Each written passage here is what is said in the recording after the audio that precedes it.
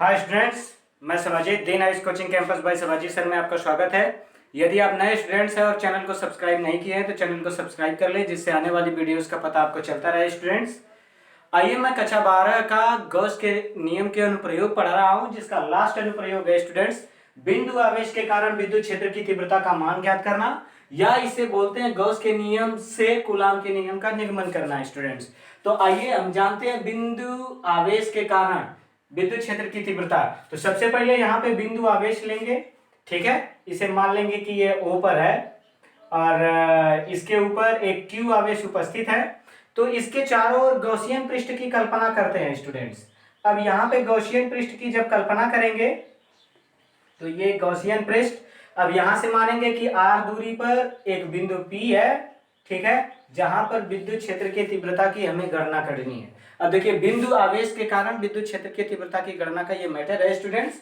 अब यहां से हम देखते हैं, ठीक है, तो अब यहां पे क्या होगा कि ये विद्युत क्षेत्र की तीव्रता E, ठीक है, और ये पूरा अवयव का क्षेत्रफल A हो जाए, पूरा गॉसियन पृष्ठ का क्षेत्रफल A हो जाएगा, और इसमें अवयव का जो क्षेत्रफल होगा इसी विद्युत क्षेत्र की दिशा में dA होगा स्टूडेंट्स। तो अब हम आते हैं और इसको लिखना होगा, तो कैसे लिखेंगे ये जानिए। माना बिंदु O पर प्लस Q आवेश उपस्थित है और इसके चारों तरफ A क्षेत्रफल के एक गॉसियन पृष्ठ की कल्पना की गई है। बिंदु O से R दूरी पर एक बिंदु P उपस्थित है, जहां पर विद्युत क्षेत्र की तीव्रता की गणना करनी है। इतना लिखने के बाद स्टूडेंट्स अब आएंगे Q आवेश के कारण, यहां पे लिखेंगे देखिए, अब यहां पे पूरा हो गया। अब लिखेंगे इसके आगे जो मैंने विवरण दे दिया है, लिखेंगे यदि विद्युत क्षेत्र की तीव्रता E, यदि विद्युत क्षेत्र की तीव्रता E, ठीक है स्टूडेंट्स, E तथा अवयव का क्षेत्रफल,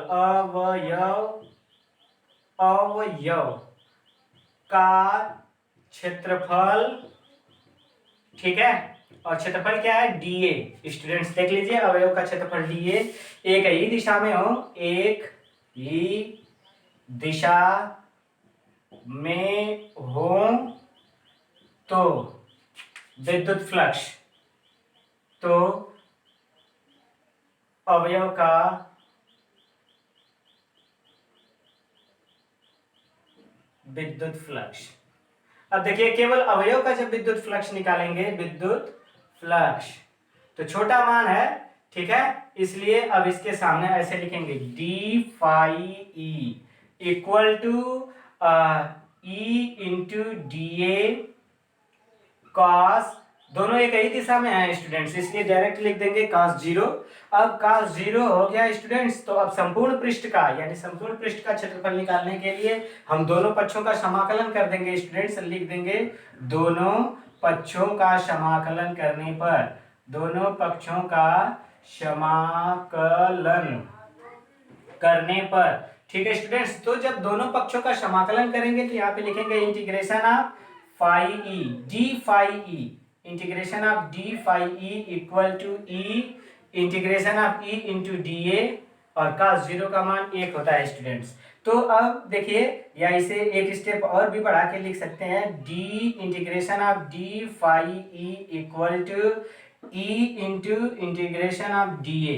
और आपको स्टूडेंट्स बताया गया है कि integration of dx equal to x होता है, यानी बड़ा वाला मान रखते हैं स्टूडेंट्स। तो D phi E equal to केवल हो जाएगा फाई ई, और e अपने जगह पे रहेगा और dA का हो जाएगा a, ठीक है स्टूडेंट्स। तो अब d का a हो जाएगा। अब यहाँ पे एक स्टेप और बना लेते हैं, ये पूरा गोला के रूप में है, इसलिए a का मान हम लोग लिख देंगे 4 पाई आर स्क्वायर। तब ये हो जाएगा phi E equal to E into 4 pi are square, R त्रिज्या का ये गोला है स्टूडेंट्स। अब समीकरण नंबर इसे बना देंगे हम 1, ठीक है स्टूडेंट्स। तो ये हो गया फाई ई। अब देखिए, यहाँ पे फाई विद्युत फ्लक्स का मान निकल गया स्टूडेंट्स। तो अब यहां से हम क्या करते हैं, यहां से ये जानने की गॉस के नियम का अनुप्रयोग करेंगे। देख लीजिए, गॉस के नियम से यहाँ भी बोला है और हम ये भी पढ़ा रहे हैं गॉस के नियम के प्रयोग में ही। तो अब लिखेंगे परंतु गॉस के नियम से, गॉस के नियम से। ठीक है स्टूडेंट्स, तो गॉस का नियम क्या बोलेगा, आइए देखते हैं स्टूडेंट्स।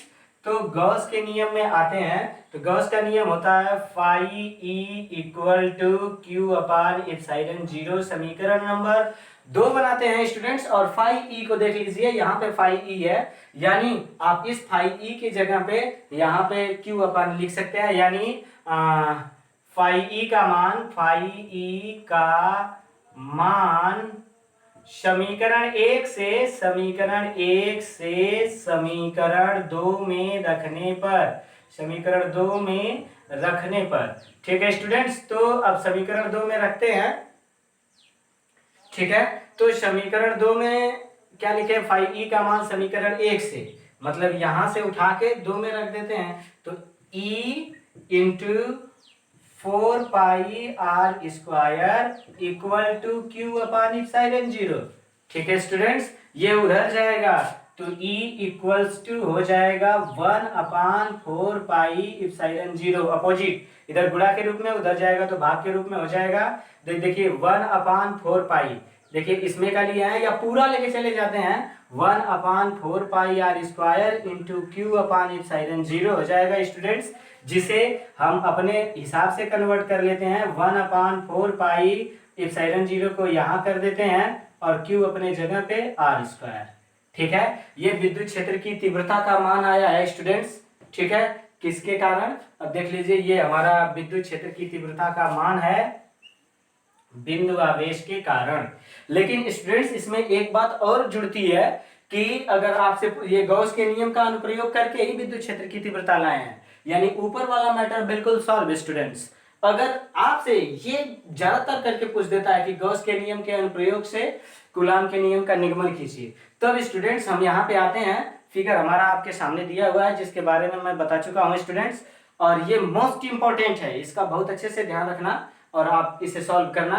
तो आते हैं, अब देखिए यहाँ पे गॉस के नियम का अनुप्रयोग, तो यहाँ पे देखिए, यहाँ पे प्लस क्यू आवेश है, और यहाँ पे हमें बिंदु P पे Q0 आवेश रखना पड़ेगा स्टूडेंट्स, यहाँ पे ध्यान रखिए Q0। ठीक है, जब हमारा वहां पे Q0 आवेश ले लेंगे स्टूडेंट्स, तब लिखेंगे या यहीं पे लिख दें, यदि बिंदु P पर परीक्षण आवेश,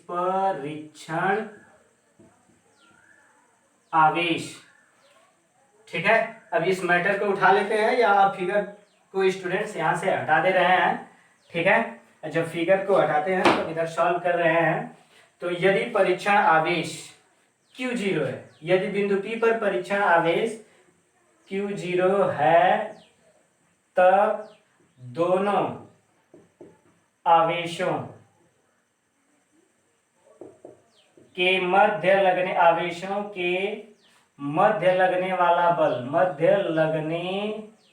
वाला कूलाम बल। ठीक है स्टूडेंट्स, जब कूलाम बल बोलेगा तब F अपान, ठीक है, दो आवेशों के मध्य लगने वाला कूलाम बल F अपान डायरेक्ट लिख सकते हैं, या हम ऐसे भी बोल सकते हैं स्टूडेंट्स। दो बातें हैं, अगर इसे आप यहीं पे यदि लिख सकते हैं P बिंदु पर परीक्षण आवेश Q है, ठीक है, तब इस पर लगने वाला बल, तो देखिए यहां से हम ऐसे भी बोल सकते हैं, यहाँ पे लिख सकते हैं परीक्षण आवेश Q0, ठीक है, और विद्युत क्षेत्र की तीव्रता वहां पे देखिए हम निकाल चुके हैं Q इंटू E। ठीक है स्टूडेंट्स, और ये बात आपको बताई गई है विद्युत क्षेत्र की तीव्रता में लगने वाले लेसन में बताया था कि E equal to F upon Q0, इधर आएगा तो हो जाएगा। विद्युत क्षेत्र की तीव्रता में मैंने बताया था और परिभाषा भी बताई थी कि एकांक परीक्षण आवेश पर लगने वाले बल को विद्युत क्षेत्र की तीव्रता कहते हैं। ठीक है स्टूडेंट्स, तो ये हमारा सूत्र प्राप्त हो गया, लगने वाला कूलाम बल। अब देखिए E का मान, समीकरण इसे 2 तक यहाँ पे लाए थे, ये समीकरण 3 बना देते हैं और लिख देंगे समीकरण 3 से E का मान रखने पर,